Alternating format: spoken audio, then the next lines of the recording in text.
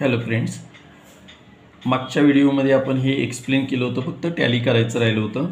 आता टॅली करताना डेबिट बाजूचा रिलायझेशनचा टोटल 2,47,000 आहे, क्रेडिटला 2,47,000, त्यातून 1, 2, 3 आणि 4 ह्याची बेरीज येते 1,70,000, 77,000 फरक आला होता। हा 77,000 फरक त्याला भागिले 5,3,2 म्हणजे टोटल रेशो झाला 10। तो 10 भागिले केल्यानंतर जो फरक येतो 7,700, त्याला 7,700 ला गुणिले 5, 38,500 गुणिले 3, 23,100 गुणिले 2, 15,400 हा लॉस आहे। एंट्री होते partners capital account debit to realisation account, partners capital अकाउंटच्या डेबिटला टू रिलायझेशन अकाउंट लॉस 38,500, 23,100, 15,400। आता ह्या डिझॉल्युशनमध्ये जो पार्टनर एक्झाम्पलमध्ये इन्सॉल्वंट आहे त्याच्या कॅपिटल अकाउंटचा टोटल प्रथम करायचा असतो। लिमसी हा पार्टनर दिवाळखोर आहे, 20,000, 15,400, टोटल 35,400, क्रेडिटला घेतले 35,400, त्यातून 2,000 वजा केल्यानंतर जो फरक येत होता तो 33,400 येत होता।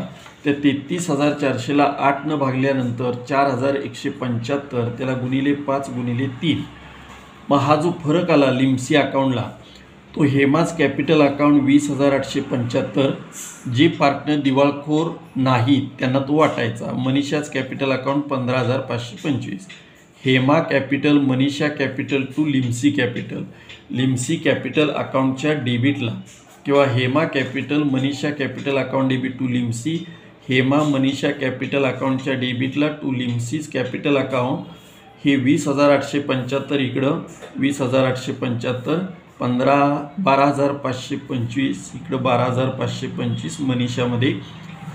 आता इन्सॉल्वंट पार्टनर क्लोज केल्यानंतर आलेला जो फरक होता तो सॉल्वंट पार्टनरमध्ये वाटल्यानंतर 5:3 या रेशोमध्ये वाटल्यानंतर जे सॉल्वंट पार्टनर्स आहे त्याच्या कॅपिटल अकाउंटचा क्रेडिटचा टोटल 1,55,000 हेमा, 83,000 मनीषा डेबिटला घेतला आणि जो फरक आला त्याला म्हणायचं टू बँक अकाउंट 45,625 हेमामध्ये आणि मनीषामध्ये 47,375। ह्याची एंट्री होते Hema's capital account debit, Manisha's capital account debit to bank account, bank अकाउंटच्या क्रेडिटला by Hema's capital account 45,725 by Manisha's capital account 47,375 आणि हे बँक अकाउंट या ठिकाणी 30,000, 90,000, 1,20,000, क्रेडिट बाजूचे 1,20,000 असं हे बँक अकाउंट टॅली होतं।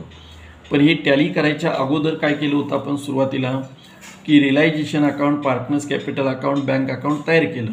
सुरुवातीला कॅपिटल ट्रान्सफर केलं, रिझर्व्ह फंड ट्रान्सफर केला, नंतर बँक बॅलन्स ट्रान्सफर केला, नंतर लिमसीचं कॅपिटल होतं असेट बाजूला ती टू बॅलन्स ब्रॉडडाऊन ट्रान्सफर केलं, त्याच्यानंतर असेट ट्रान्सफर केल्या, त्याच्यानंतर लायबिलिटी ट्रान्सफर केल्या।